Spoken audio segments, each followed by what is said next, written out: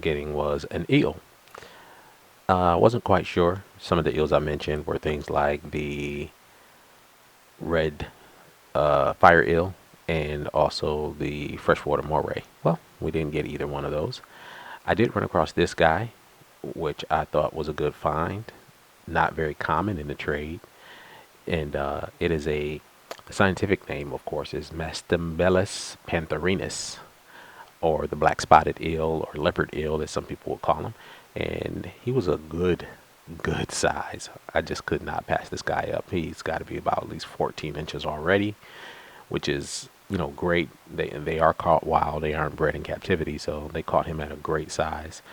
Right now, I just got finished floating him, and I'm dumping the old aquarium water, the water he came in, out into a bucket because I don't like to add, fish store water to my aquarium, even if it is a hospital tank or a grow out tank or a medicine tank or whatever tank you want to call it. It's not my primary tank. I put the fish in there for about a month or two, let them get acclimated, make sure they're going to be healthy before I add them to my tank. So he's gone in there. I keep these tanks in the basement bare bottom on purpose, but he's a good size. I mean, that is a large sponge in there. The two rock work pieces that are in there that he spends a lot of time behind are each a foot or more, and he's longer than both of those. He's pretty thick, which is awesome. The pattern on this eel is incredible. He's absolutely gorgeous. I hope that that pattern stays from what I've seen online. I did join a an eel enthusiast group on Facebook where I was able to learn a lot about this particular eel because unlike a lot of the more common eels in the trades, like the fire eel or the tire track or the peacock, there's not a lot of information on this guy. But in this group, there's a ton of information. One of the things I really appreciate about this guy is that he ate, or she ate right away. The last eel I had, it was a battle trying to go shrimp, trying night crawls, trying everything, and he just would not eat. This eel is, I mean, just chows, which is also something I read about this particular breed of eel, that they're good eaters and that they're very hardy. The other thing, this eel will be eventually going up into the 75, and then from the 75, he'll be going to the 125. I wanted to get something that wouldn't outgrow whatever tank I put him in. He could stay in this tank, even though they get about 2.5 feet. Because of the way they're built, they could be in a 4 foot tank with no problem. So I'm going to put him in the 6 foot tank. I'm hoping he'll be like the centerpiece fish for me. The giraffe cat is growing at an incredible rate, so I'm getting really close to. I've actually been trying to sell the giraffe cat or take him and trade him in. So the giraffe cat may not be with us much longer. Schnoz, as his name, and I mean, gorgeous fish as well. Would love to keep him, but I'm gonna need at least a 300-gallon tank to keep him. I've thought about getting a tote, but I'm not a tote fan. I like being able to see my fish from the sides. I like to be able to view them and enjoy them. The tanks in the basement are more for grow out than enjoyment.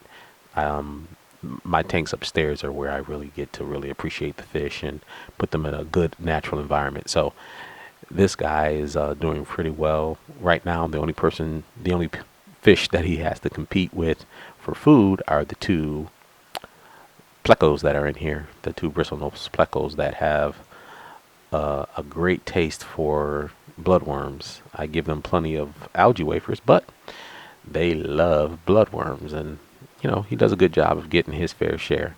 I do not feed him every day. I try to feed him every other day. Some other things I've learned is they don't require to eat every day. They're while they're not snakes. For some reason, eels don't need to eat every day.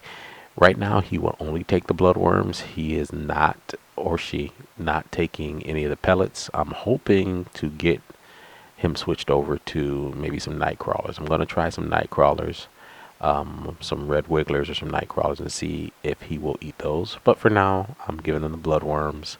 He seems to be fine off of them. Unlike fish, he can eat those. I've done some mysis shrimp, and he's eaten a little bit of them, but he seems to really like the bloodworms. So I'm power feeding them the bloodworms right now, and dropping a little shrimp in there as well to see if he'll take those, which he obviously is taking. Either that or the plecos are eating them because he doesn't go right to them right away. I am going to try that method where you put a little jar in the tank that only he can fit into, and try putting the food in there and see if that will allow for him to be the only person that eats. That way I can see if he's eating the shrimp versus the other guys. Well, this guy should, like I said, get about 2.5 feet. I think he's going to be a great addition to the tank, and I can't wait for him to get bigger. It's going to be great when he gets that size. But look at this guy. I mean, he's active. I mean, those spots on him are just absolutely gorgeous. I hope he comes back out again. One thing about this particular eel, I have not been able to get him to eat from the baster that I'm using to drop the bloodworms in. I will try some tongs later on, but right now I'm just pleased that he is eating, and he does seem to be growing, and he does seem to be in a good space. He's not. He doesn't seem stressed. I'm not seeing anything on his body. I'm having, they are not really good at being treated as far as copper or anything like that in the water. That's a no-no. So I've been trying to keep the water clean and trying to do water changes and just give him the food he needs. And when I bring him upstairs into the 75, I'm hoping that the fish up there don't give him a problem. In the end, he's going to be in a Severum tank, and I know Severums can be jerks, but I'm hoping that he'll have more than enough places to hide and more than enough places to get away from him and be a good addition to the tank. But that's it for now. Thanks, guys, for tuning in.